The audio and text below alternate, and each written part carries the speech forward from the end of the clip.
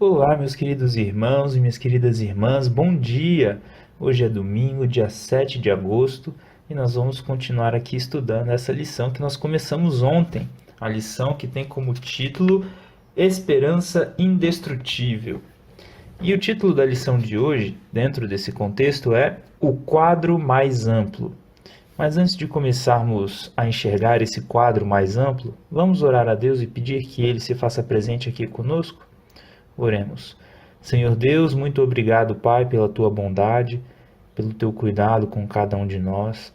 Obrigado, Senhor, porque o Senhor enxerga esse quadro mais amplo e muitas vezes o Senhor tenta abrir os nossos olhos para isso, mas muitas vezes nós ficamos centrados em nós mesmos. Que o Senhor nos ajude a enxergar, que o teu Espírito Santo nos ensine e que nós possamos compreender o teu cuidado, a tua misericórdia, que possamos confiar em Ti, Pai, e que possamos descansar no Senhor. Suplicamos que o Senhor se faça presente conosco através do Teu Espírito Santo, que o Senhor nos fortaleça, que o Senhor nos ensine e que o Senhor perdoe os nossos pecados em nome de Jesus. Amém. Bom, queridos irmãos e queridas irmãs, a lição começa trazendo o seguinte para nós. Quando estamos sofrendo, é muito fácil presumir que o que nos acontece seja a única coisa que importa. Mas há um cenário um pouco maior do que apenas eu, né? Do que apenas o próprio eu aqui, do que a nossa própria história. Veja Apocalipse capítulo 12, verso 7. Houve peleja no céu. Miguel e os seus anjos pelejaram contra o dragão. Também pelejaram o dragão e os seus anjos. E eu vou continuar lendo até o verso 8. Todavia não prevaleceram, nem mais se achou no céu o lugar deles. Vejam só. Depois, o verso 9 diz o seguinte: E foi expulso o grande dragão, a antiga serpente, que se chama Diabo e Satanás, o sedutor de todo o mundo. Sim, foi atirado para a terra, e com ele os seus anjos. Conseguem perceber aqui o conflito mais amplo, o conflito entre Cristo e Satanás? Satanás foi expulso do céu e foi atirado no nosso mundo. E aí vocês acham que ele veio tranquilo para cá, meu querido irmão, minha querida irmã? Não, não. Ele veio cheio de ira, sabendo que pouco tempo lhe resta também, dizendo Apocalipse aqui também na sequência. Então, querido irmão, querida irmã, existe um cenário mais amplo de grande conflito que está ao nosso redor. Vamos ver também Romanos capítulo 8, verso 22? Está escrito: Porque sabemos que toda a criação, a um só tempo, geme e suporta angústias até agora. Sabe, meu querido irmão, minha querida irmã, toda a criação está suportando angústias, está gemendo desde que o pecado entrou nesse mundo, desde que o grande conflito que começou no céu, como foi falado lá em Apocalipse, chegou até nós. Agora, a lição pede o seguinte para nós. Leia Abacuque, capítulo 1, do verso 1 até o 4. O que Abacuque enfrentou? Vamos ver se é algo parecido com o que nós enfrentamos? Olha só. Abacuque, lá no Antigo Testamento, lá no finalzinho do Antigo Testamento. Abacuque, capítulo 1, a partir do verso 1.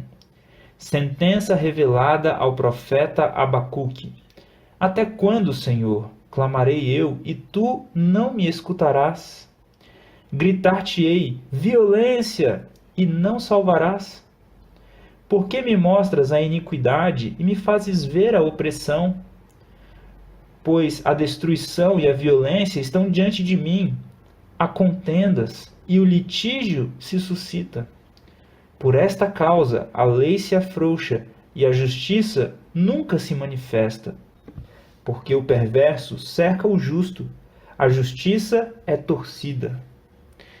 E aí, meu querido irmão, minha querida irmã, você consegue ligar o quadro que Abacuque estava descrevendo com o que nós vemos hoje no nosso mundo?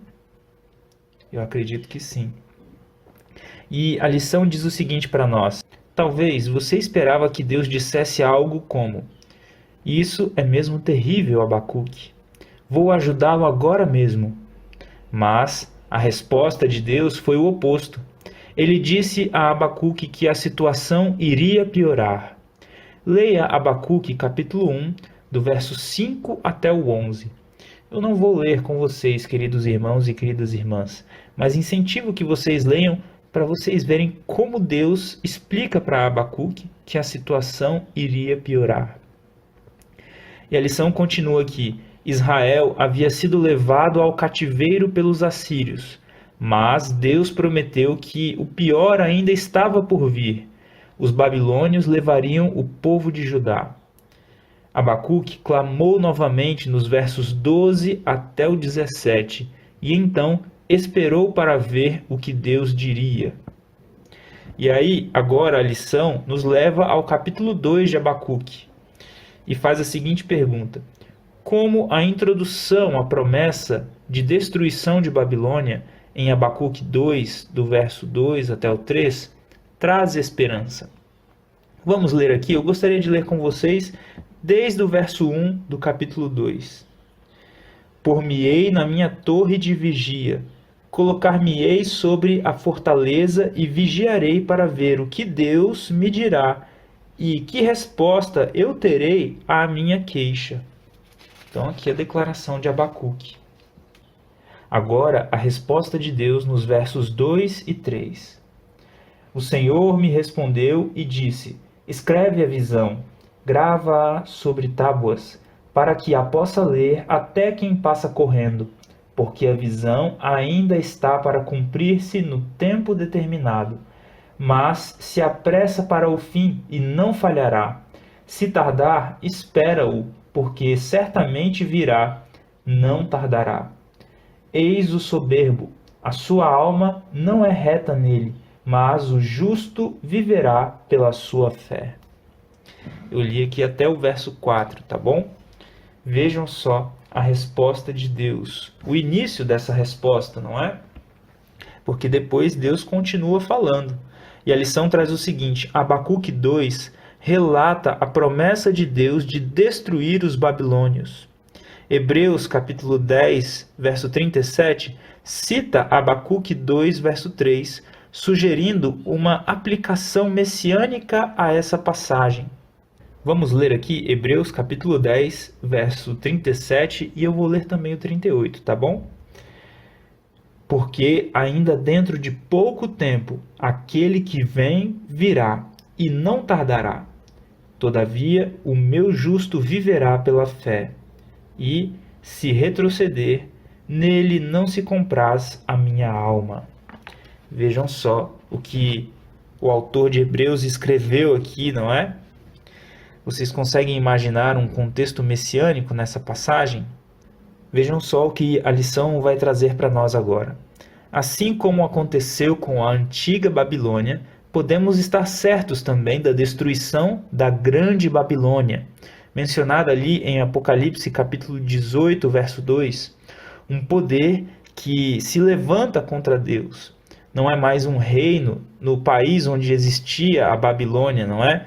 Não está se falando de uma Babilônia literal, mas de um sistema que se levanta contra Deus, que tenta colocar uma outra adoração, outros mandamentos, outros princípios, e que na história final desse mundo se coloca como inimigo de Deus. Nesse contexto, vamos ver aqui o que a lição continua trazendo. Abacuque estava preso entre o grande mal que o cercava e a promessa de Deus de que o pior estava por vir. É precisamente esse o local em que nos encontramos na história da salvação. Um grande mal está ao nosso redor, mas a Bíblia prediz que algo muito pior está por vir. A chave para a sobrevivência de Abacuque foi que ele pôde ver o cenário completo. Por isso, no capítulo 3, ele fez uma oração incrível de louvor pelo que Deus faria no futuro. Vamos ler aqui a oração de Abacuque? Eu não vou ler ela toda, a lição pede para que nós leiamos Abacuque capítulo 3, versos 16 até o 19. Vejam só. Abacuque, capítulo 3, do verso 16 em diante.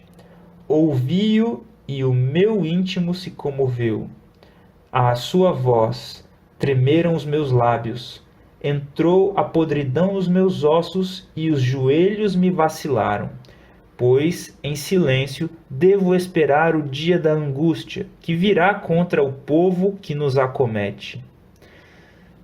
Eu acredito que Abacuque está falando aqui sobre o momento em que ele ouviu a resposta de Deus e o que aconteceu com ele quando ele ouviu isso. E ele diz aqui, em silêncio devo esperar o dia da angústia que virá contra o povo que nos acomete. Ou seja, aquele povo que estava afligindo, do qual Abacuque estava se queixando, virá então uma angústia contra esse povo. E Abacuque deveria esperar. Verso 17 agora, um trecho maravilhoso para cada um de nós. Ainda que a figueira não floresça, nem haja fruto na vide, o produto da oliveira minta, e os campos não produzam mantimento, as ovelhas sejam arrebatadas do aprisco, e nos currais não haja gado, todavia eu me alegro no Senhor, exulto no Deus da minha salvação. O Senhor Deus é a minha fortaleza, e faz os meus pés como o da corça, e me faz andar altaneiramente. Ao mestre de canto para instrumentos de cordas. Vejam só, meus queridos irmãos e minhas queridas irmãs, a resposta que Deus deu a Abacuque e a oração que Abacuque fez depois foram tão importantes que foram registradas para instrumentos de cordas, para se tornar um louvor, para que as pessoas não esquecessem disso e para que as pessoas no futuro elas lembrassem dessa experiência, do que aconteceu lá com Abacuque, depois de passados ainda a destruição da Babilônia real ali, e elas se lembrassem dessa história, e elas tivessem esperança para o futuro. E a lição pergunta aqui, quais são as razões para a esperança de Abacuque?